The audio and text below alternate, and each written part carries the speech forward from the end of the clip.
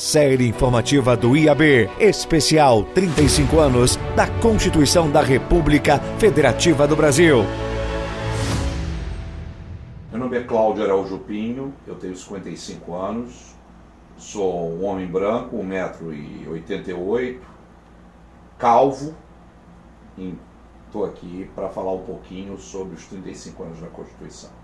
Como eu tenho 55, a Constituição foi promulgada quando eu estava dentro do banco acadêmico, ou seja, eu estava na faculdade na época.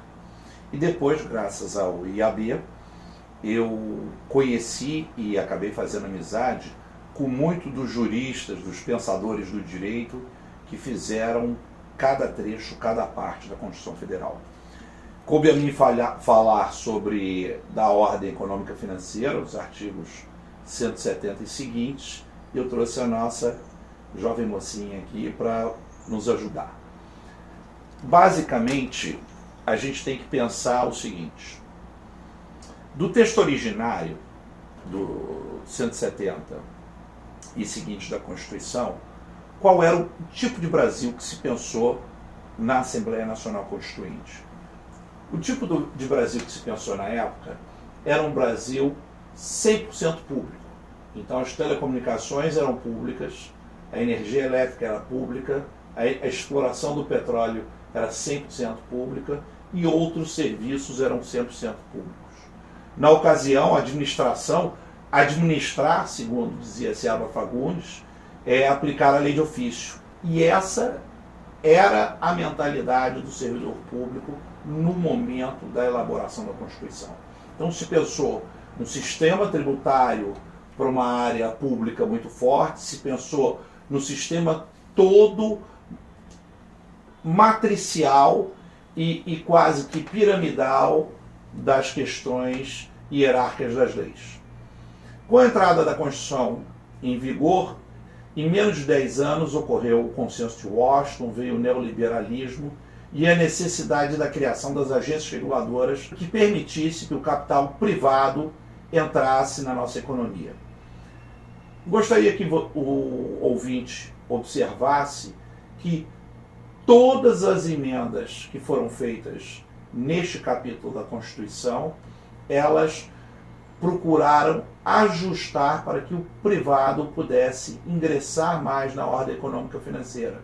Todavia, o artigo 170, que é o artigo principal, que estão as principais matrizes, ele não foi modificado. Então, o núcleo, o core, a parte central da Constituição, da parte econômica, permaneceu. E nesses 35 anos houve um aperfeiçoamento das instituições, eu vou me explicar.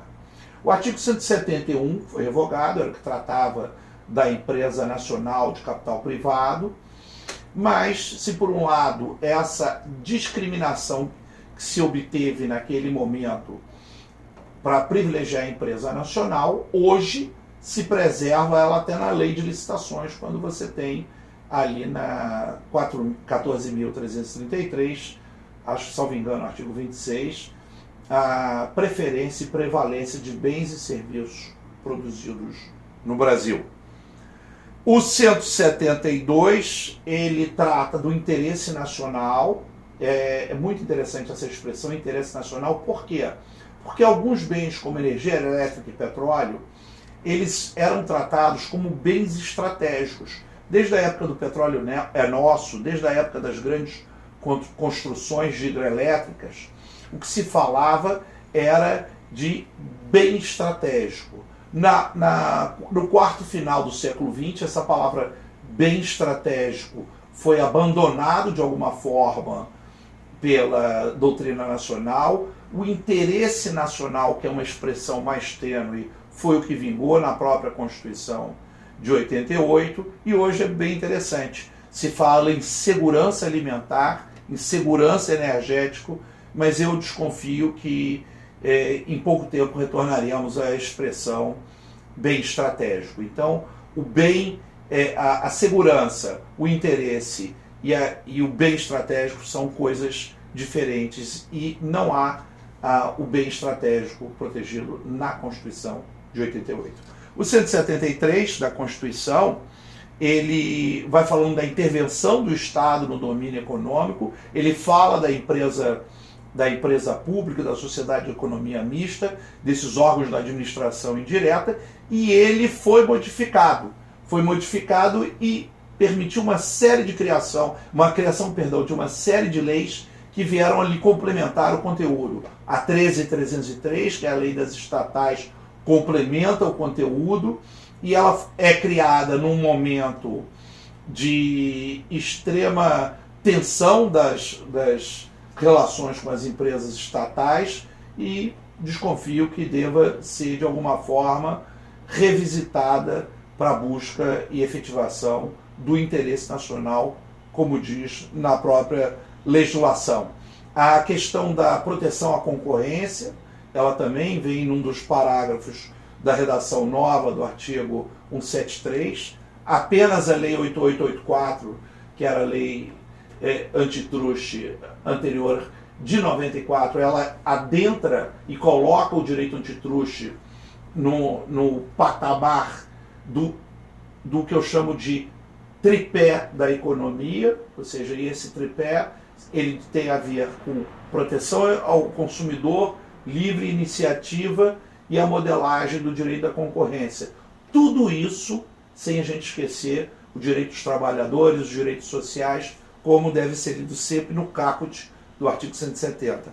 A ordem econômica, fundada na valorização do trabalho humano, na livre iniciativa, tem por fim assegurar a todos a existência digna, conforme os ditames da justiça social, observados os seguintes princípios. E aí ele elenca os princípios. E é muito interessante que, na época, o que depois veio a ser o governador Mário Covas, como deputado constituinte, ele foi um dos que defendeu a valorização do trabalho humano ser colocado em primeiro lugar. Então a gente não pode, mesmo com 35 anos e até para além dos próximos 35, se esquecer disso.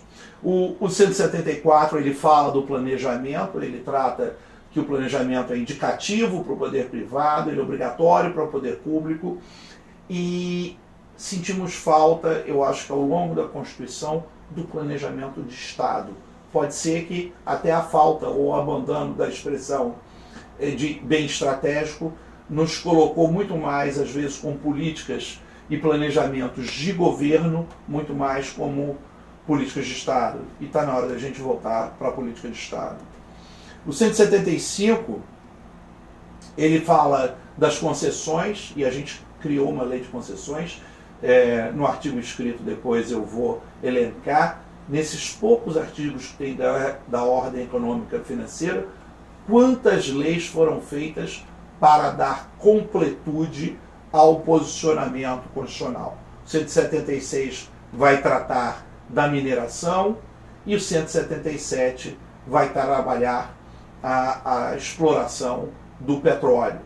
Quer dizer que o 177 hoje ele protege não só a exploração do petróleo, mas também ele adentra para a transição energética, até porque a tecnologia da transição energética passa pela mesma tecnologia em determinado aspecto do petróleo, tal como a captura de carbono, que é o mesmo processo ao contrário. Ao invés de eu perfurar para retirar, eu perfuro para eu enterrar o CO2.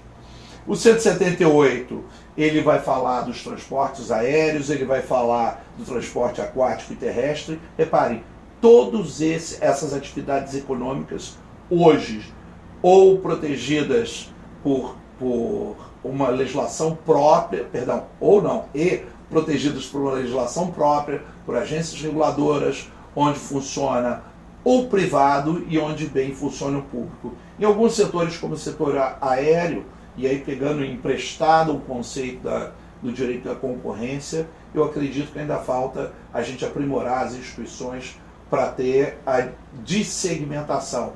Ou seja, por que uma pequena companhia aérea não pode surgir para fazer por um pequeno trecho uma regulamentação mais simplificada?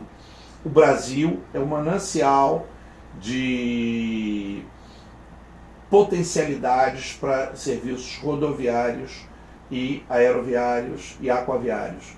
Falta a gente destravar, ainda que seja na doutrina, um pouco dessa dessa interpretação.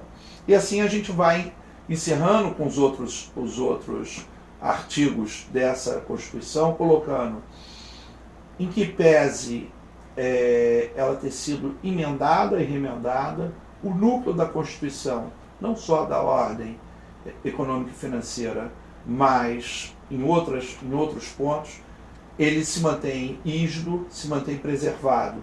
E aí isso teve um trabalho muito grande, muito forte do próprio Supremo Tribunal Federal, que apesar das críticas que sofre, ou que tem sofrido nos últimos anos, fez um grande trabalho em sair do poder não só normativo e caminhar para a interpretação principiológica. Então, eu acho que hoje, com 35 anos, a gente já passou pelas dores do crescimento, a gente já está maduro para os próximos 35 anos. Obrigado. IAB Nacional, 180 anos, na vanguarda do direito desde 1843.